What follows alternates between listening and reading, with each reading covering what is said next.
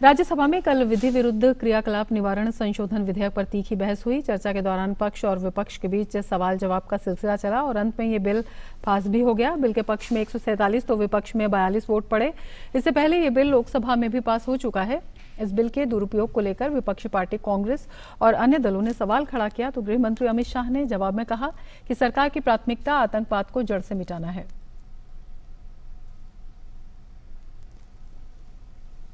आतंकवाद और आतंकवादियों के खिलाफ और अधिक सख्ती करने तथा जांच करने वाली एजेंसियों को ज्यादा अधिकार देने से जुड़े गैर कानूनी क्रियाकलाप निवारण संशोधन विधेयक यानी यूएपीए संशोधन बिल को संसद की मंजूरी मिल गई है।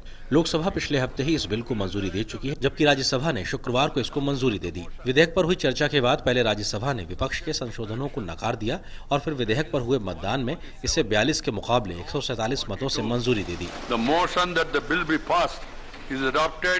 And the bill is passed.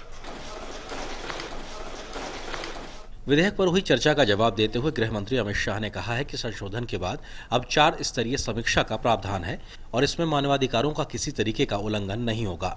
विधेयक में किसी व्यक्ति को आतंकवादी घोषित करने के प्रावधान के दुरुपयोग होने की आशंका को खारिज करते हुए गृह मंत्री अमित शाह ने कहा कि आतंकवाद के मुकाबले के लिए ऐसा करना जरूरी है। इसके प्रावधान एजेंसियों को आतंकवाद से 4 कदम आगे रखने के लिए है। समझौता एक्सप्रेस में पहले कोई आरोपी पकड़े गए, बाद में अचानक लगा कि चुनाव साथ में आता है, कुछ संस्थाओं पर आरोप लगाना है, एक धर्म विशेष पर आरोप लगाना है, आतंकवाद को एक कलर से पेंट करना है, तो समझौता एक्सप्रेस के पकड़े गए लोगों को छोड़ा और नकली मामला बनाकर समझौता एक्सप्रेस के आरोपियों को पकड़ने का काम किया। कोर्ट का जजमेंट जरा पढ़ लीजिए क्यों छूट गए, क्योंकि एनआईए कोई साक्ष्य खड़ा नहीं कर सकी।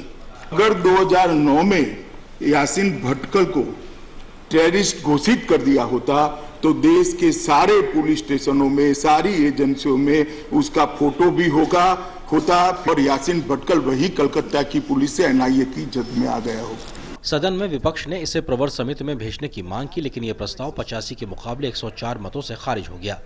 चर्चा में हिस्सा लेते हुए कुछ सदस्यों ने विधेयक को जहां बेहद जरूरी बताया तो वहीं कुछ सदस्यों ने कानून के दुरुपयोग की भी आशंका जताई। आतंकवादियों का एक ही नियम होता है, मारना और चले जाना। क्या देश में इस प्रकार से चलेगा? मैं जिस उस प्रदेश से आता हूं जहां पे आतंकवाद पनप रहा है और उन के निवासी से लेकर आज तक जिस प्रकार आतंकवाद बढ़ा है वहां पे कहां से कि हम कह रहे हैं कि कानून का बदल होना चाहिए, पोटा होना चाहिए, टाडा बदला गया जी, उसमें संशोधन लाए गए। अगर उसका दुरुपयोग हुआ तो किसने किया?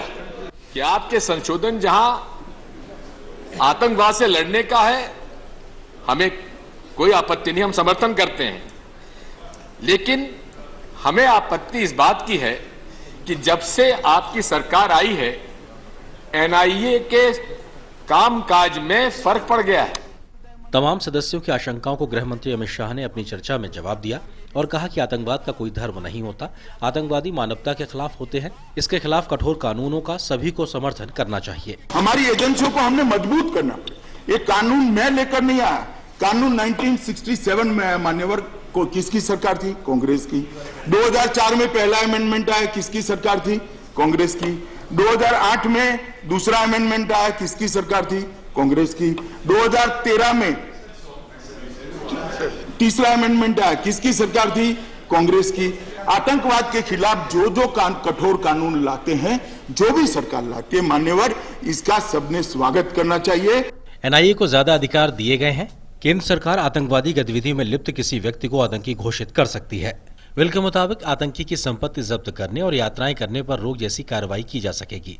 एनआईए द्वारा किसी मामले की जांच किए जाने पर एजेंसी के महानिदेशक को संपत्ति की कुर्क के लिए मंजूरी देने का अधिकार दिया गया है। संसद के दोनों सदनों से मंजूरी मिलने के बाद अब ये राष्ट्रपति की मंजूरी के लिए जाएगा और उसके बाद फिर कानून की शक्ल ले लेगा। इस बिल के पास हो जाने के बाद अब आतंकी संगठनों पर कार्रवाई और आसान हो जाएगी। मौजूदा माहौल में जिस तरह से आतंकवाद और आतंकवादी संगठनों का खतरा अपना सिर उठा रहा है, वैसे हालात में इस तरह के कानून देश के लिए बेहद जरूरी हो गए हैं। पार्लियामेंट टीम के साथ डीडी न्यूज। शुक्रवार को संसद में और भी कई अहम विधेयक पारित हुए। राज्यसभा में जहां न्यूनतम मजदूरी से संबंधित विधेयक पास हुआ,